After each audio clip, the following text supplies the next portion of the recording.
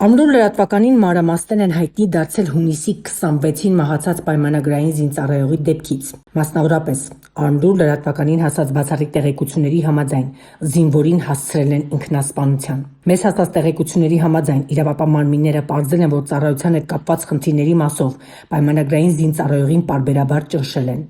ինչից դրդված վերջինս ինքնասպանությունից առաջ ձեռքերն է վնասել, որից հետո ինքնասպանության է գնացել։ Մեզ հասած տեղեկությունների համաձայն իրավապահ համակարգում զորամասի զինվորներից մեկի մասով գործողություններ կլինեն, իսկ թե ինչ գործողություն այս պահին նախաքննությանը չվնասելու համար այն չենք հրապարակում։ Հայտնել էինք, որ հունիսի 26-ին պայմանագրային զինծառայող ՌԽ-ին էին գտել մահացած։ Ըստ պաշտոնական հաղորդագրության մահվան դեպքի առթիվ նախաձեռնվել է քրեական վարույթ։ Քրեական վարույթի նախաքննության ընթացքում նշանակվել էին դատաբժշկական փորձաքննություն, կատարվում էր անհրաժեշտ քննչական եւ վարույթային այլ գործողություններ։ Զինծառայող ՌԽ-ն բանակ էր զորակոչվել որպես ժամկետային զինծառայող, իսկ ահա 6 ամիս անց ընդգրկվել էր Պաշտպան հայրենաց ծրագրին։ Նշենք, որ Պաշտպան հայրենաց ծրագրով 18-ամյա զինծառայողը 6 ամիս ծառայելուց հետո կարող է 5 տարով դառնալ պայմանագրային զինծառայող։ Դեպքը զարմանք էր առաջացել Պաշտպանության նախարարության ղեկավար կազմի, ինչպես նաև իրավապահների շրջանում, քանի որ զինվորին գտել էին հենց զորամասում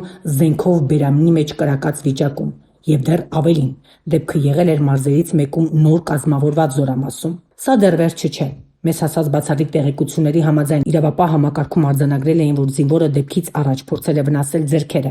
կան ձեռքերին ոչ շատ խորության խազեր։ Այս դեպքը հունիս ամսվա մեջ երկրորդ ինքնասպանության հասցնելու դեպքն էր։ Հունիսի 2-ին էլ զինվոր Արամայիս Գևորգյանին էին գտել կախված վիճակում։ Մահացած զինվորի գործով 4 անձ է կալանավորվել։ Ինչ է սպասվում ՌԽ-ի պայմանագրային զինծառայողի դեպքով։ Հետևենք իրադարձությունների զարգացմանը։ Փաստ է մեկ բան, որ խնդիր է եղել ծառայության հետ կապված եւ նրան հասցրել են ինքնասպանության։